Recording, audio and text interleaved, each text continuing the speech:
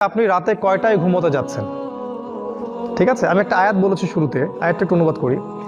আল্লাহ পাক বলেছে সূরা হামিম সেজদার মধ্যে আছে আয়াতটা, শেষের দিকে আল্লাহ পাক বলেছেন ওয়ামিন আয়াতিহি, আল্লাহ পাকের নিদর্শনগুলোর মধ্যে অন্যতম নিদর্শন হচ্ছে লাইল ওয়ান নাহার, দিন এবং রাত, ওয়াশ-শামসু ওয়াল কমার, ওই দেখেন সূর্য এবং চাঁদ।